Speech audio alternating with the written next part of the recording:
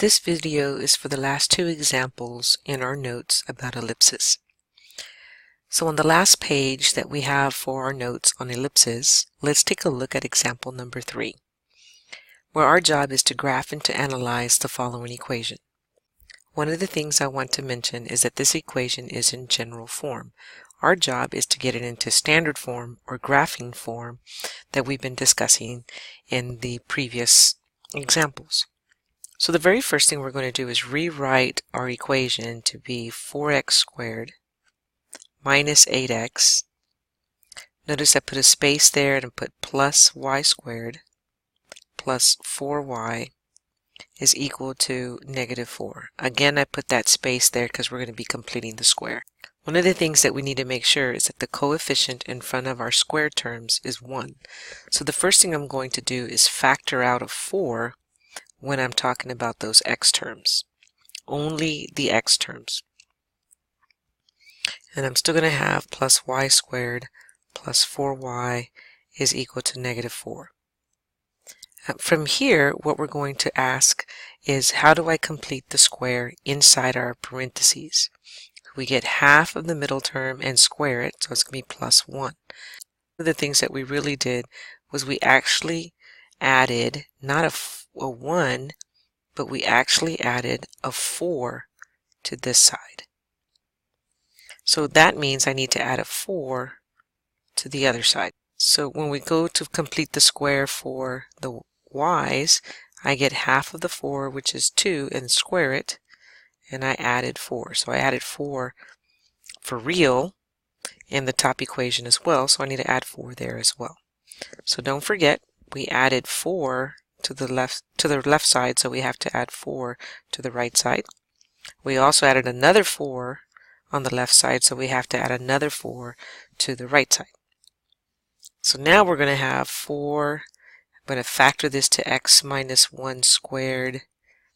I'm going to factor my y stuff to be y plus 2 squared. And when I add up all my 4's over here, I get 4.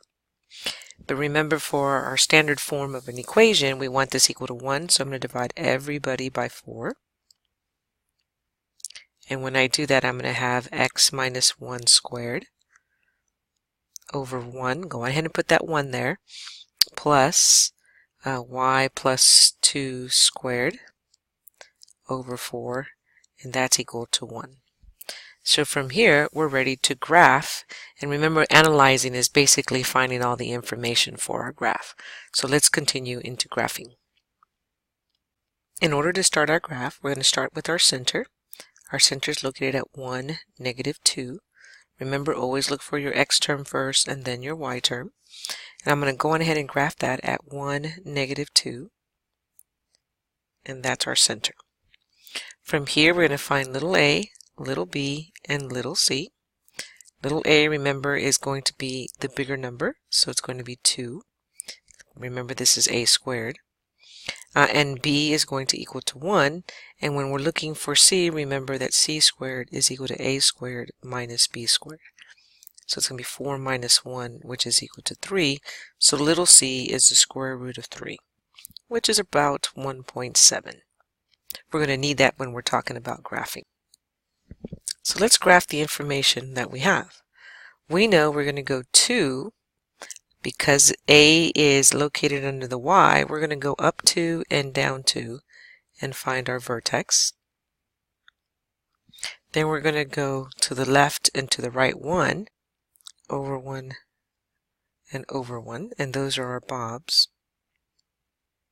And we can see from our little c, we're going to go up 1.5 and 1.5 down to find our foci. So our foci are the ones in red. Alright, so we have 4 points for our ellipse. We need to go on ahead and graph 4 more. So we're going to use the fact that the latus rectum is equal to 2b squared over a. In our case, it's going to be 2, b squared is 1, a is 2, and we're going to find that's equal to 1. So from our focus, which is our red ones, we're going to go over half and half, and we can see that our ellipse is going to be something like this. So again, I'm going to go to my focus and go over half and over half the other way, and then connect our dots. And there's our ellipse with 8 points. So here is an application about ellipses.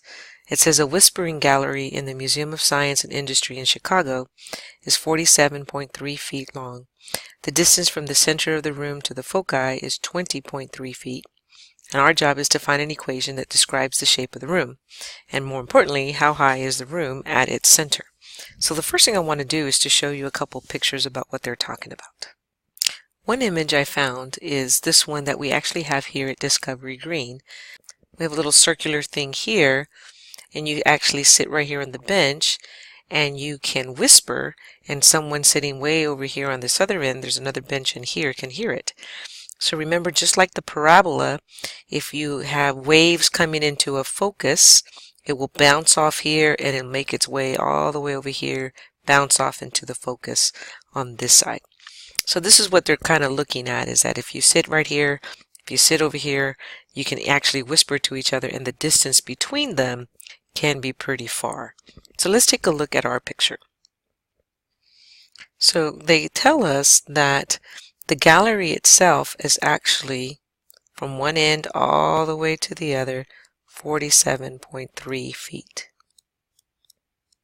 So that's how far our room is. And it says the distance from the center of the room to the focus, so if I come over here to our focus, they say that that is 20.3 feet. So they kind of already told us where our center is, where our focus is, and we can see that our endpoints are going to be here.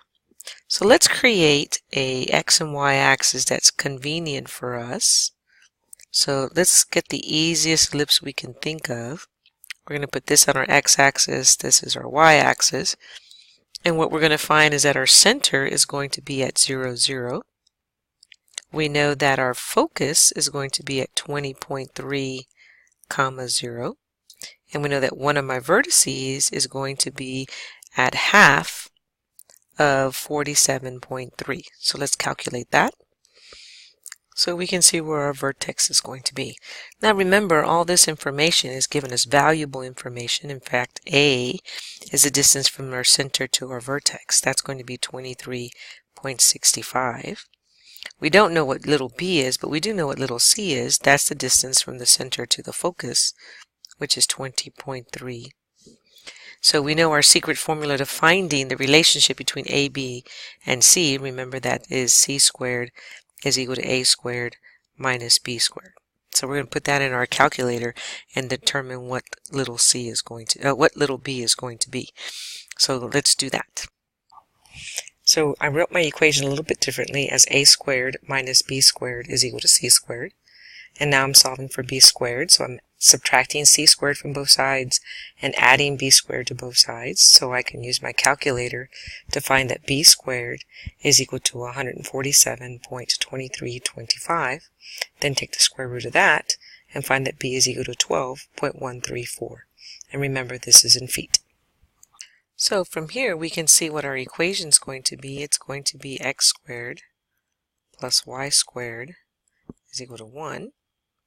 Because it's horizontal, I know that our bigger number squared, so 23.65 squared, needs to be here, and b is 12.134 squared, needs to be under the y.